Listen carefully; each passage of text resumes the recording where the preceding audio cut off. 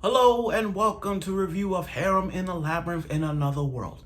Yes, we're on episode 11 and finally, we got a new character. Now, here's where it gets interesting. I get it. The average harem, the average guy with a multiple harem with multiple girls takes about 6 episodes. And the average guy to get multiple girls is about, on average, 6 or 7. More if you added like the Rito from To Love Ru, or the guy from the 100 Girls who really like you. You know, the guy with all the 100 girlfriends. Right now he got 21. But other than that, finally, after long episodes, we finally got another girl added. Now, I know that everybody's going to be talking about Sherry. I know that people are going on Twitter to post photos of her. And I know damn well everybody's going to put a smash or pass category with Sherry about him. But finally, what we got is this. This episode may not give us the fan service we wanted. But seeing this episode has sort of like a redo of Healer vibe. Not like in terms of revenge or the penis slap. Not like that. Nope. This is an entirely different episode, and it tells us more about this than ever. So, without further ado, let's get right to it with the review of Harem in the Labyrinth of Another World. Okay, now we're on episode 11. Now, Michio is, after everything that happened yesterday, the loss of his friend, the loss of a person that he was about to become his first friend, and all that stuff, and had that angrily sex thing, all that with Roxanne. He finally comes in terms that we gotta get another partner. We gotta get another partner. Now, this is where I kind of compare him with the redo of Healer thing. And what I'm gonna do is like compare him to Kiryu on this one, because they both had the similar ideas and traits in somewhat. But hear me out. So Michio is, after taking the pain from, with the sheep, going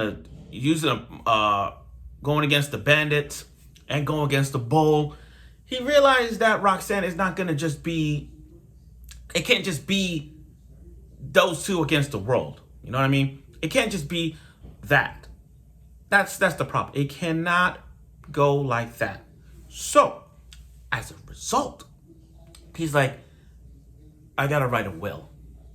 Because if something were to happen to me, I want you to be free. I want you to do whatever you want. That's all. I want you to do whatever you want. You don't have to go with someone else. Just do what you want. I like how Michio is taking this seriously now. He's not thinking about making out with Roxanne. He's not thinking about that. All he's thinking about is what would have happened if he had all of these girls in his party and he dies. That's what he's thinking. He don't want to lose Roxanne. I get it, but it's like when I think of redo of Healer, Kiryu gets a second chance in life. Remember? He too gets a second chance in life. So when I look at this guy, he's getting a second chance. Remember, go back to the first episode. Think about this. 1, he was a virgin. 2, no girl didn't want to go out with him. 3, he was a loner. 4, his parents disowned her. And 5, he was thinking about committing suicide. All that stuff in that first world, all this stuff he was thinking about, he has no life at all. But now he come to this isekai world, and now this is like his second chance at life. How he's thinking about other people other than himself. And like Kiryu from Redo of Healer, he's thinking that they are both thinking they don't want to lose what they accomplish. And all the girls they get, he can't lose them.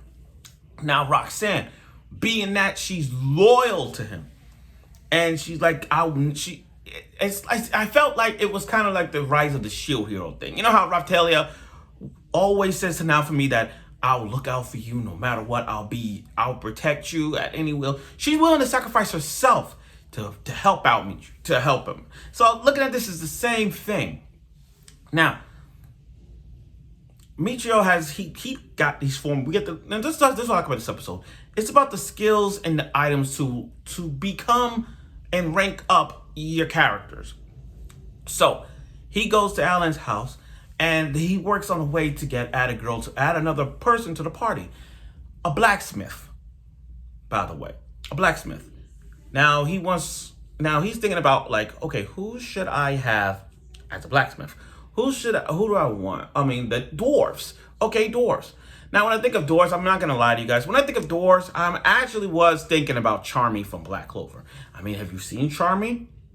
Have you seen Charmy when in the fight against the elves? I mean, Charmy's a badass.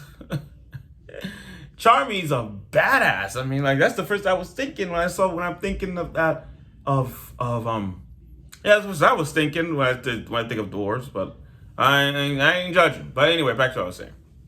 So they're like, okay, we need another party, so let's get a dwarf in this. Let's get a dwarf in this one.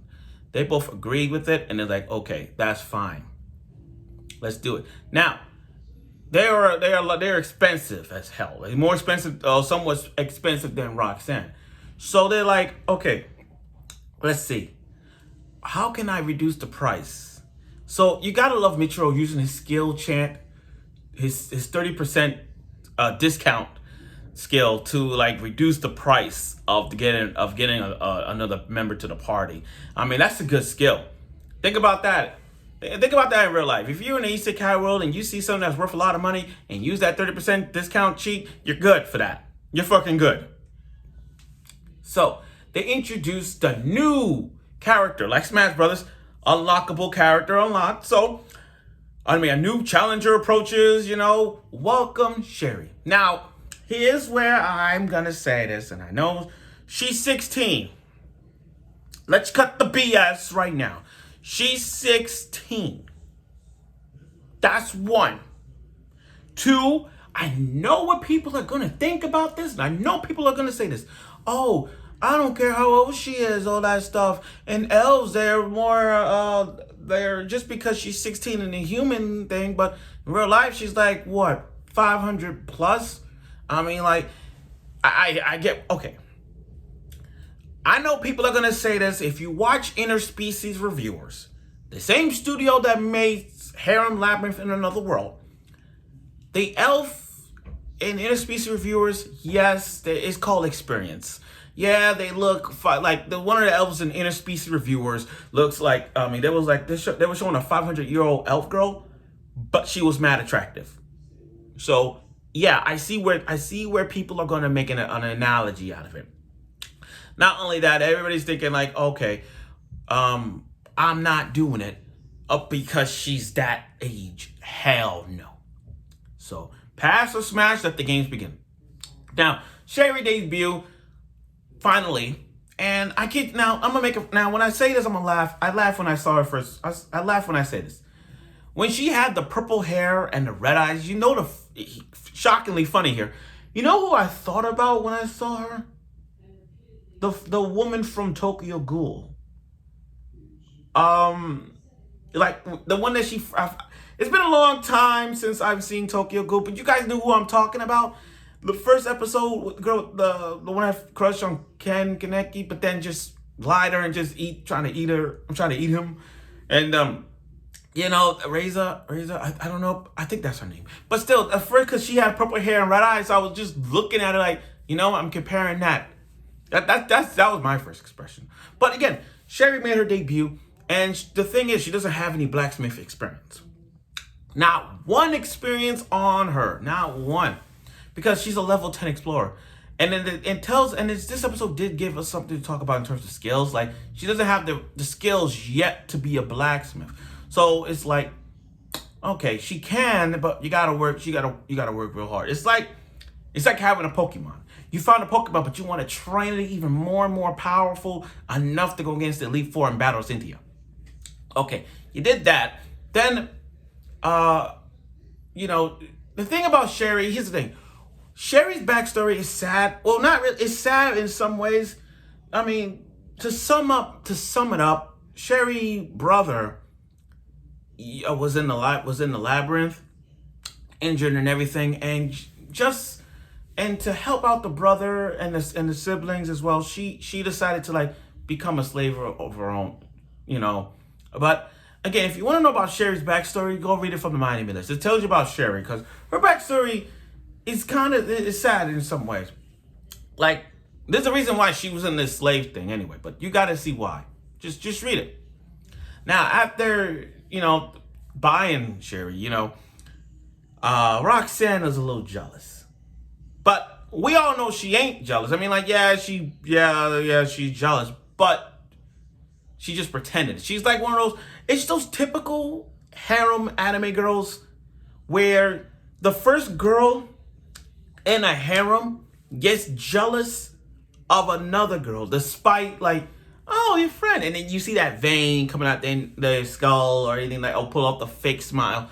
They do that all the time. It's always the first girl that gets jealous of the other girl, and then the whole harem situation argues like, back off, he's mine. No, back off, he's mine. It's kind of like that. I mean, like, Infinite Stratos did that. Shimamano Testament did that. Rosaria Vampire did that. Sekirei did that. Heaven Lost Property did that. Every harem, like I said, when it comes to harem animes, it's always the first girl gets jealous when the next girl appears. Monster Musume do that. So yeah, that's how that works. So, and Sherry, being nice and all that, she has no idea what awaits her when they get inside the house. She had no idea. I mean, she's still questioning Michio's abilities. Like, when they were walking, instead of walking to the house, they just teleported right into the house. So she's still concerned for him. I mean, I don't blame her. I don't blame her. I mean, she's new to this, so let's just call it like it is. She's new. She's scared, but that's okay. So now that she's a level 10 explorer, but it's time to get her, we gotta fix her up.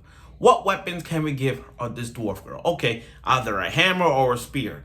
Personally, the hammer will be a great choice. I mean, and she could be good for the front line, but like I said, she may not have blacksmith experience, but being that she's the front runner, and with more enemies coming in the labyrinth, it's safe to say that she needs she's gonna need all the support she can. And even though she's level 10, being that she's in the front, and then you got I will say what's the face?